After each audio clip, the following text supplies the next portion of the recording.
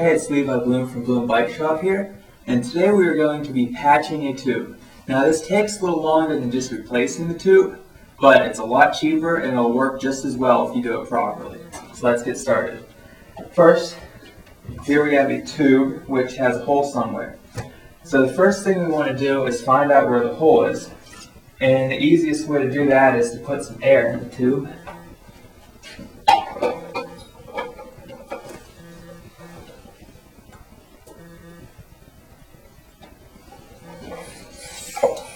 Now we'll pump it up, and if the hole's big enough, we'll hear the air escaping.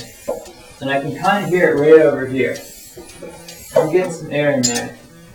Now, if you can't actually hear the air escaping, what you want to do is just kind of run the tube by your face or real close to your ear.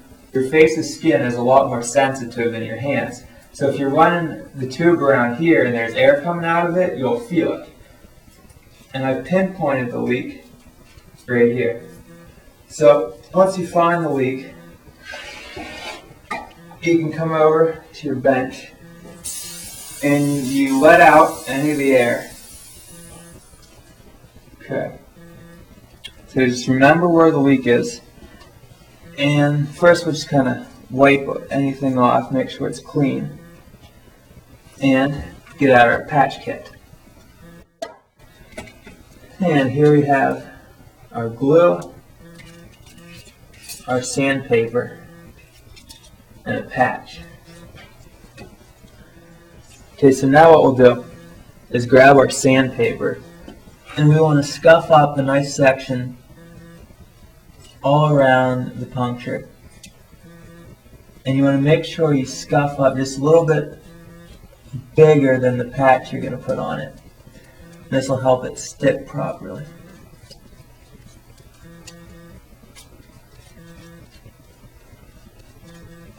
Okay, now we get our glue or rubber cement.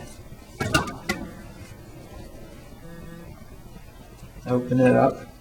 Okay, so now we just spread our rubber cement onto the tube around the puncture. And again, you want to make sure you spread it out a little bigger than the size of the patch.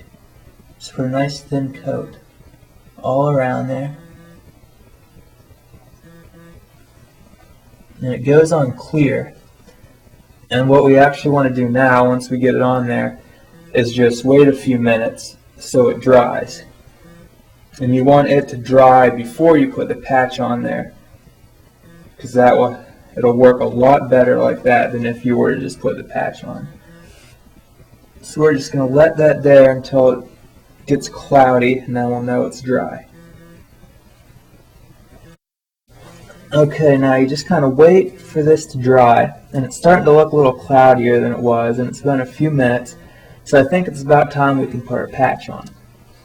So we're going to grab the patch, and what we want to do is peel the foil side off, which is the sticky side of the patch. And whenever you do this, take care not to touch the sticky side, because that could contaminate it.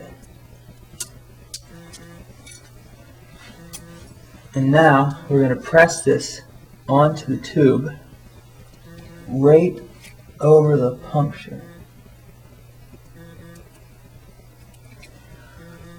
And once you get that lined up and pressed on there, you just want to press down firmly all around the patch to make sure each side is pressed down.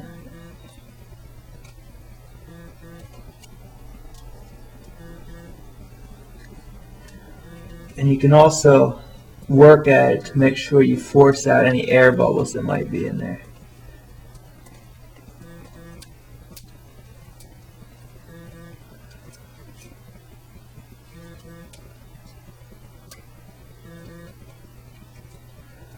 Okay, so once you get the patch pressed down there, you can peel away the plastic backing. And just do that nice and slow.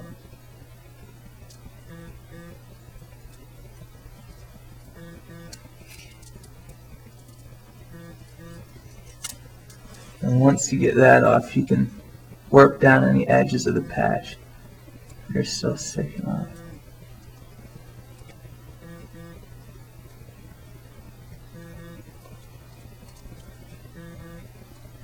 But there we have a patch tube, which should be good as new. So you should be able to just pump up your tube, put it back in the tire, and ride off and be good to go.